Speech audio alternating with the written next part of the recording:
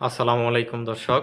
ছাত্র জনতার গণ অভ্যুত্থানের মুখে গত 5 আগস্ট ক্ষমতা ছেড়ে ভারতে পালিয়ে গেছেন আওয়ামী লীগ সভানেত্রী ও তৎকালীন প্রধানমন্ত্রী শেখ হাসিনা। তবে এক ফোনালাপে তিনি পদত্যাগ করেননি বলে দাবি করেছেন।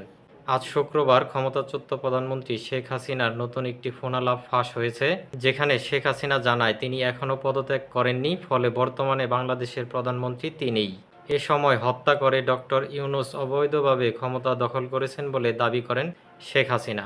ফোনালাপে শেখ হাসিনা জানান, সাংবিধানিক পদ্ধতিতে যেভাবে প্রধানমন্ত্রীকে পদত্যাগ করতে হয় তা তিনি করতে পারেননি। তিনি চাননি লাশের উপর দাঁড়িয়ে ক্ষমতায় থাকতে, তাই দ্রুত গণভবন ছেড়ে দেন।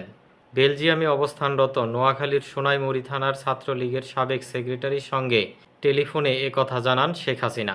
শেখ হাসিনা বলেন, সে তো জবরদখল করছে, তার কোনো লিগ্যালিটি নাই। উপদেষ্টা বলে আমাদের কোনো পদ নাই। মানুষ খুন করে মেরে একটা সিচুয়েশন তৈরি করে তারপর সে ক্ষমতায় গেল। এ সময় সাবেক ছাত্রলীগ নেতা বলেন, জি আপা, এগুলো আমরা ইউরোপীয় পার্লামেন্টকে জানাচ্ছি। শেখ হাসিনা বলেন, আমি তো পদত্যাগ করি নাই। আমাদের কনস্টিটিউশনের আর্টিকেল 57 অনুযায়ী যেভাবে পদত্যাগ, আমার কিন্তু সেভাবে পদত্যাগ করা হয়নি। সে কিন্তু 6 তারিখের জায়গায় 5 তারিখে লং মার্চ নিয়ে আসলো। 5 তারিখে নিয়ে আসার ফলে এমনভাবে চারিদিকে লোক ঘেরাও, আমি দেখলাম যে এখন যদি ফায়ার ওপেন করে আমার এখানে সিকিউরিটি, তাহলে অনেক লাশ পড়বে। লাশ ফেলে আমি ক্ষমতায় থাকতে চাই না। ফোন তখন সাবেক ছাত্রলীগ নেতা বলেন, জি আপা। শেখ হাসিনা আরও বলেন, যখন এমন সিচুয়েশন হয়ে গেল যে আমার সিকিউরিটি যারা ছিল তারা বাধ্য হয়ে তখন আমাকে সরে যেতে হলো গণভবন থেকে, যার ফলে বঙ্গভবনে গিয়ে মহামান্য রাষ্ট্রপতির কাছে পদত্যাগপত্র জমা আমি দেইনি। কাজেই আমার কিন্তু পদত্যাগ হয়নি। আমি এখনও বাংলাদেশের কনস্টিটিউশনাল ইলেক্টেড প্রাইম মিনিস্টার।